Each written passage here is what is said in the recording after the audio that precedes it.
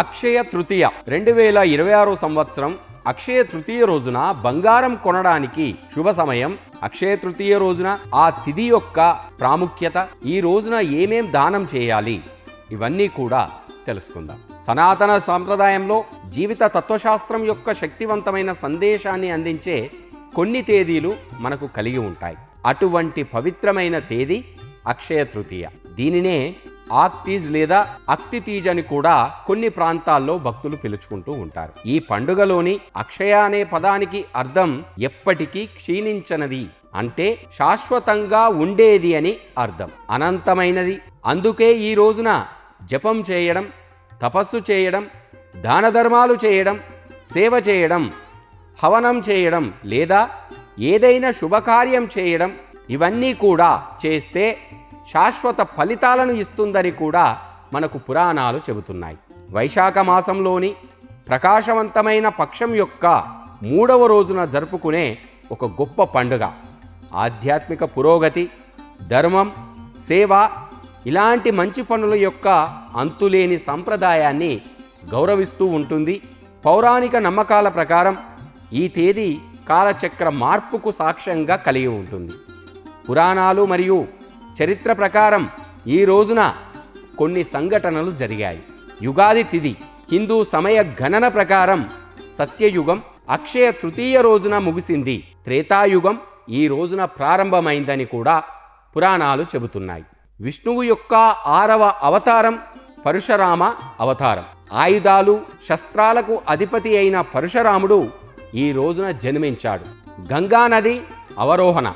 భగీరథుని తీవ్రమైన తపస్సుకు సంతోషించిన గంగాదేవి ఆ తల్లి ఈ రోజున స్వర్గం నుండి భూమికి దిగివచ్చి అన్ని జీవులకు మోక్షాన్ని సాధ్యం చేసింది కూడా ఇదే రోజు. అక్షయ పాత్ర సముపార్జన. మహాభారత కాలంలో పాండవుల వనవాస సమయంలో సూర్యదేవుడు వారికి ఈ అక్షయ పాత్రను ఇచ్చాడని, ఇది వారికి ఎప్పుడూ కూడా ఆహార కొరతను ఎదుర్కోకుండా చూసిందని కూడా, అది ఇదే రోజని కూడా మనకు పురాణాలు వివరిస్తూ ఉన్నాయి. ద్వారకాధీశుడు శ్రీకృష్ణుణ్ణి ఇదే రోజున తన ప్రాణ స్నేహితుడు సుధాముని పేదరికాన్ని కూడా తొలగించిన రోజు కూడా అక్షయ తృతీయ రోజే అని పురాణాలు మనకు వివరిస్తూ ఉన్నాయి.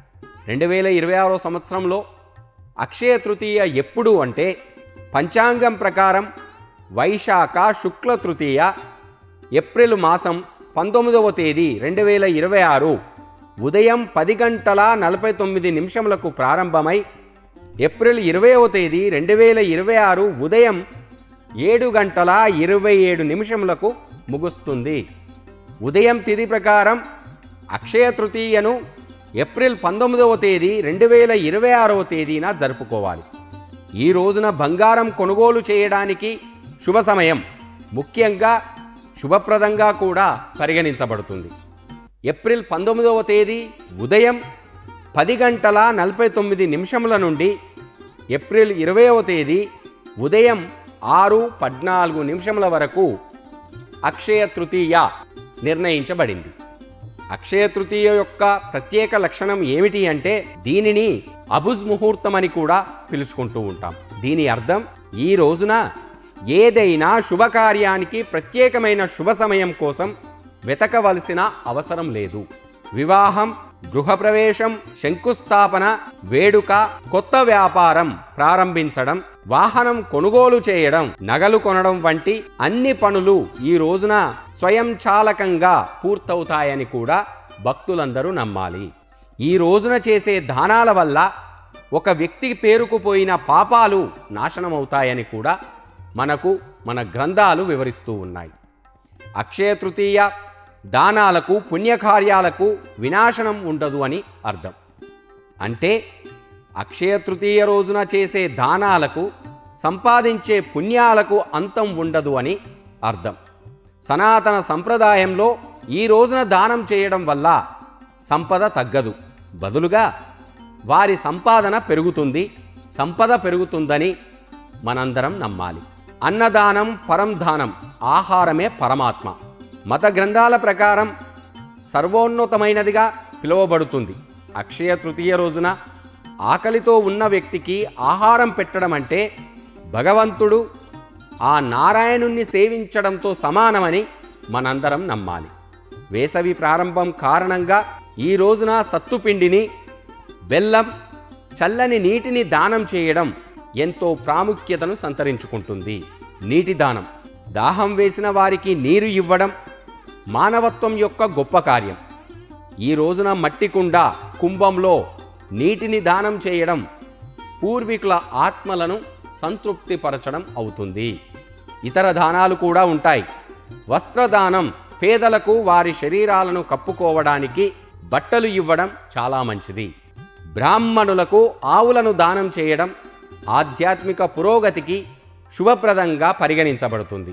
ఈ మండే వేడిలో దారిన వెళ్ళే వారికి చెప్పులను దానం చేయడం చాలా పుణ్యప్రదం.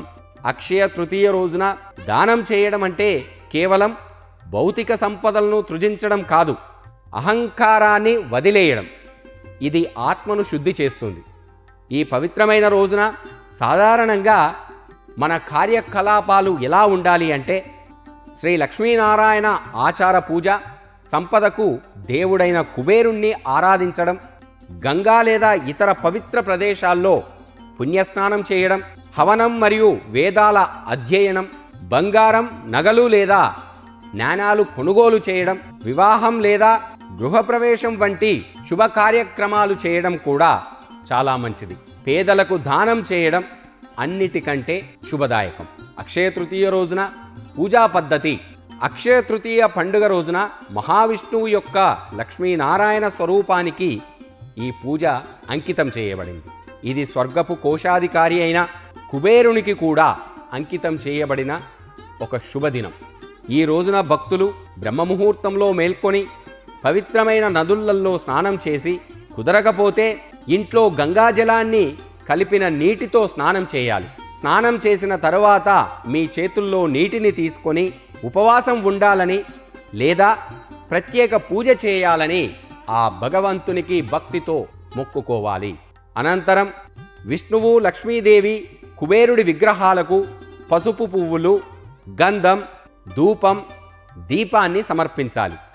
వాటిని సమర్పించిన అనంతరం మీ 2 చేతులను మీ హృదయం దగ్గర పెట్టుకొని హృదయపూర్వకంగా భక్తితో నమస్కరించాలి. ఈ రోజున సత్తుపిండిని, దోసకాయను, పప్పు మరియు పండ్లను, ఆ భగవంతుడికి తీపి పదార్థాలను నైవేద్యంగా సమర్పించాలి. ఓం నమో భగవతే వాసుదేవాయ అనే మంత్రాన్ని ఈ రోజంతా మీకు వీలైనన్ని సార్లు జపిస్తూ ఉండాలి.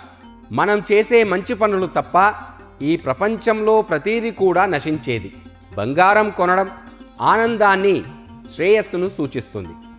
కానీ బాధలో ఉన్నవారికి కన్నీళ్లను తుడిచి, ఆకలితో ఉన్నవారికి ఆహారం ఇవ్వడం ఆ శ్రేయస్సును అక్షయగా చేస్తుంది. ఈ అక్షయ తృతీయ రోజున సంపదను కోరుకోవడమే కాకుండా ప్రపంచంలోని అన్ని జీవుల సంక్షేమం కోసం మనందరం ప్రార్థించాలి. మన ఆత్మలను మేల్కొల్పి సేవ, ధ్యానం, భక్తి మార్గంలో ముందుకు సాగాలి. ఈ అక్షయ తృతీయ పర్వదినం రోజున ప్రతి ఒక్కరి జీవితంలో ధర్మం యొక్క వెలుగు, సేవా స్ఫూర్తి, తరగని ధర్మ ప్రవాహం ఎల్లప్పుడూ కూడా నిలిచి ఉండాలని ఆ దేవుణ్ణి ప్రార్థించాలి.